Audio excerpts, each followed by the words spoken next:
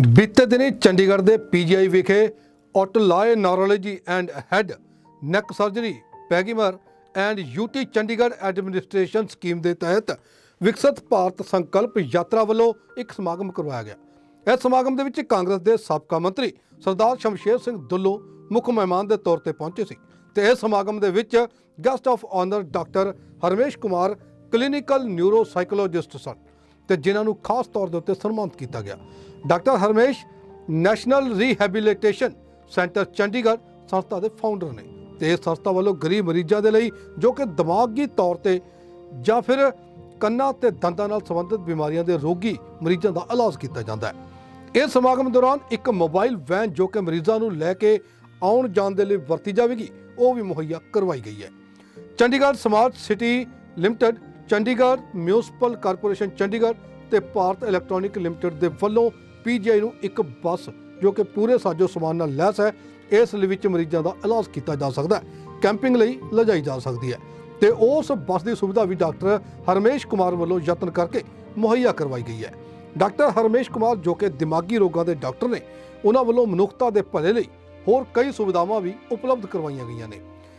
Doctor Harmesh इस समय जो पिछले 35 सालों तो अमरीका विच रह रहे हैं तो अमरीका विच रहिंदियां भी उन्होंने वालों मनुखता की भलाई लई कई कदम चुके गए तो संस्थावां बना के उन्होंने मदद की जाती है। जिक्रयोग है कि डॉक्टर हरमेश USA दे विच कमिश्नर भी रहे हैं तो हुण अगले साल होने वाली सैनेट की इलैक्शन भी लड़न जा रहे हैं।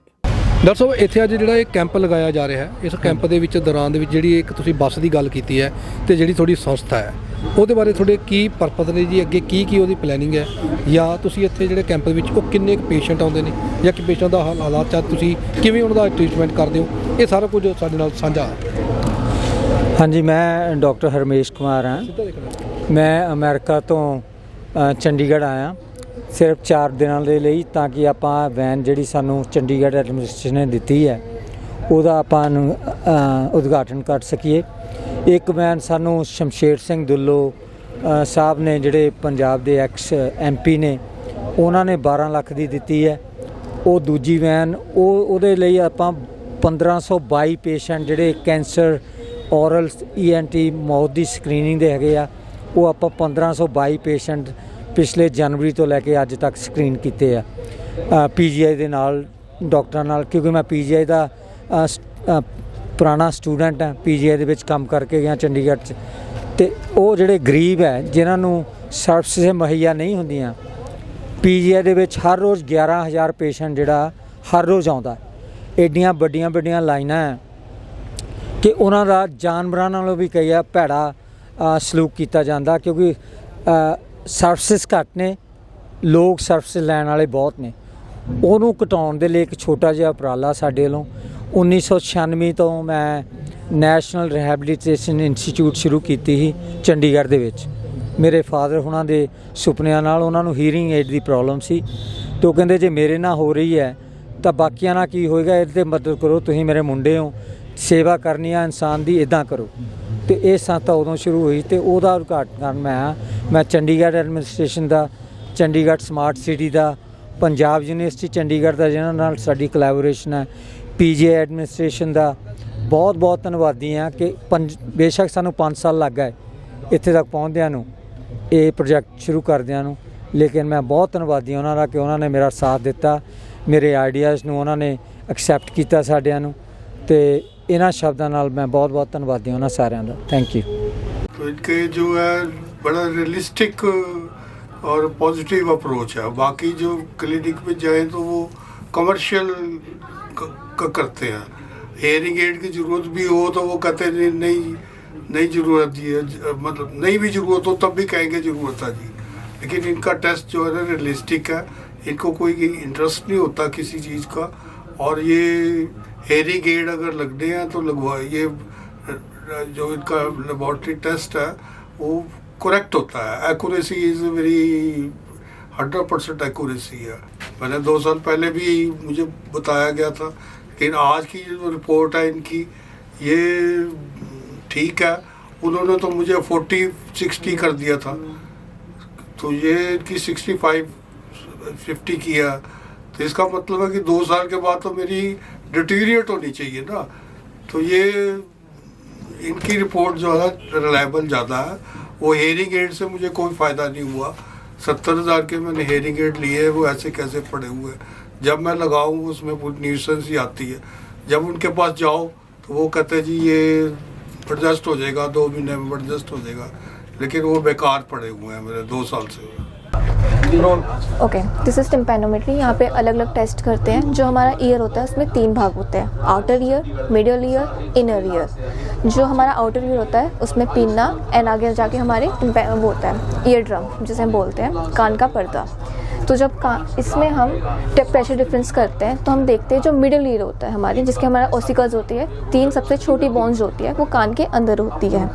तो उसके अंदर कोई इन्फेक्शन तो नहीं है, और कुछ भी इन्फेक्शन होगा तो इसमें हमें पता चल जाएगा। उसके बाद एक और टेस्ट होता है, इसमें कहते हैं विच इज़ रिफ्लेक्सोमेट्री। तो रिफ्लेक्सोमेट्री में जैसे हम बहुत ऊंची आवाज़ सुनते हैं तो हमारा एक कान का मैकेनिज्म होता है कि वो उस इतनी ऊंची आवाज़ से जो हमारे कान में डैमेज होता है उसे इतना ज़्यादा ना हो, क्योंकि अगर बहुत ऊंची आवाज़ सुनोगे तो आपके कान में डैमेज हो जाता है। तो उस चीज़ को बचाने के लिए हमारे अंदर एक रिफ्लेक्स होता है, तो वो इससे हम डिफरेंट टाइप हमारे कहाँ पे ऑर्गन में कहाँ पे डिफिकल्टी हो रही है, क्योंकि हमारा जो ईयर है आफ्टर इनर ईयर यहाँ पे हमारे ब्रेन तक जाता है। तो ब्रेन तक उसमें हम अलग अलग टाइप ऑफ पैटर्न्स आता है, जार्गन बॉक्स बोलते हैं, उससे हमें पता चलता है कि कान में कहाँ पे क्या प्रॉब्लम आ रही है। देन नेक्स्ट वी हैव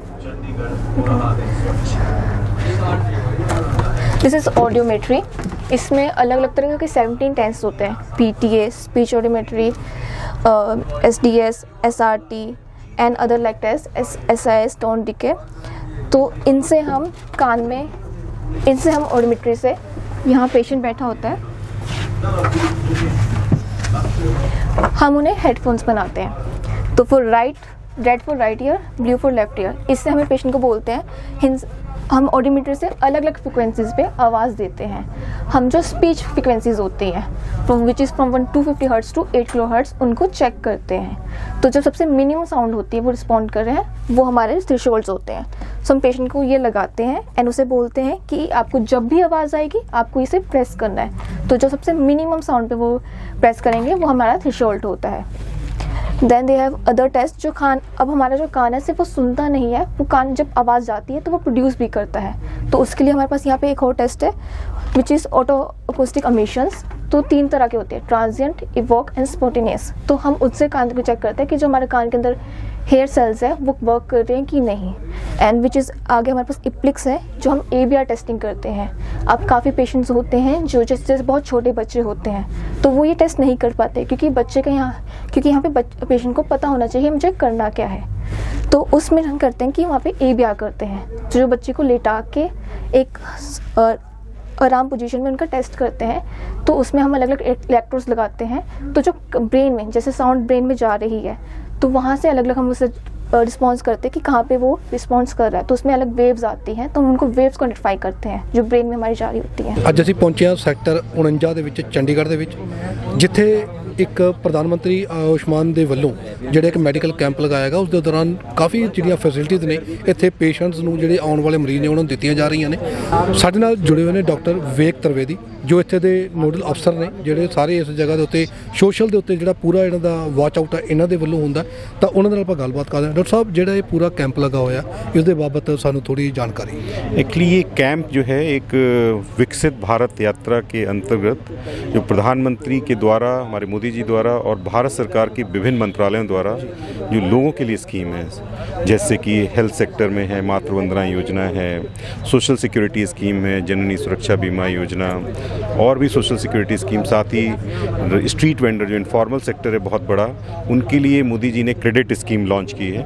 तो प्रधानमंत्री स्वनिधि आत्मनिर्भर निधि जो है उसका, तो यहाँ पर करीब 16 स्कीम जो भारत सरकार की हैं लोगों के लिए, उनके कल्याण के लिए, उनको सहायता प्रदान करने के लिए, उन सभी स्कीमों का यहाँ पर जो है डिस्प्ले किया गया है। और साथ ही साथ जो विभिन्न डिपार्टमेंट जिन एजेंसीज़ को इनको जिनके द्वारा ये चलाई जा रही हैं वो बेनिफिशरीज़ को इनवाइट कर रहे हैं यहाँ पर, उनको उनको अवेयर कर रहे हैं, सेंसिटाइज कर रहे हैं, और जिन स्कीमों में ऑन द स्पॉट कुछ बेनिफिट मिल सकता है वो ऑन द स्पॉट उनको बेनिफिट भी एक्सटेंड कर रहे हैं। जैसे ये प्रधानमंत्री स्वनिधि जो मैंने आपको बताया, पीएम स्वनिधि, इसमें क्या है 10,000 से लेके 50,000 तक का मैक्सिमम लोन। एक पहला वेरिएंट जो फर्स्ट ट्रांचे 10,000 का है, सेकंड ट्रांचे जब वो पूरा कर लेंगे तो 20,000 का लोन है, और फिर 50,000 का। तो इस तरह से एक स्ट्रीट वेंडर को 80,000 का लोन प्रधानमंत्री स्वनिधि के द्वारा प्रदान किया जा रहा है, जिससे कोविड ने पूरी विश्व की आर्थिक व्यवस्था को ख़राब किया था, और सबसे ज़्यादा अफेक्टेड जो इनफॉर्मल सेक्टर ही था, जिनके पास बैकअप प्लान नहीं था, तो उनको ये स्वनिधि का थ्रू दिया गया है 7% पे, और वो अब अपनी पटरी पे वापस आ रहे हैं और काम कर रहे हैं। चंडीगढ़ में मैं कहूँगा अमूमन करीब 7 से 7.5 करोड़ रुपए का जो क्रेडिट है वो स्ट्रीट वेंडर्स को चंडीगढ़ में नगर निगम के द्वारा और ministry of housing urban affairs के थ्रू प्रदान किया गया है। इसके साथ ही केवल लोन नहीं, हम लोग प्रधानमंत्री की जो स्कीम है उसमें ये आशा भी की जा रही है कि इन सभी को डिजिटल ऑनबोर्डिंग किया जाए। पूरा विश्व जो है डिजिटली कनेक्ट हो रहा है, तो डिजिटली ट्रांजैक्शंस करने के लिए इनको प्रमोट किया जा रहा है। चंडीगढ़ में डिजिटल एग्रीगेटर पेटीएम है हमारा, और पेटीएम के साथ इनको जोड़ रहे हैं जिससे कैश को कम करें और वो फ्लो जो है बैंकों के मूवमेंट करें, अपने अकाउंट्स रखें। और साथ ही साथ 8 डिफरेंट स्कीम, फिर से मैं बोलूँगा, स्वनिधि से समृद्धि के अंदर पीएम स्वनिधि को जिनको बेनिफिट मिला है उनको 8 स्कीमों से भी, उनको नहीं, उनके परिवार के बच्चों, उनकी वाइफ, उनके जो डिपेंडेंट हैं, उनको भी जोड़ा जा रहा है। जी, थैंक यू।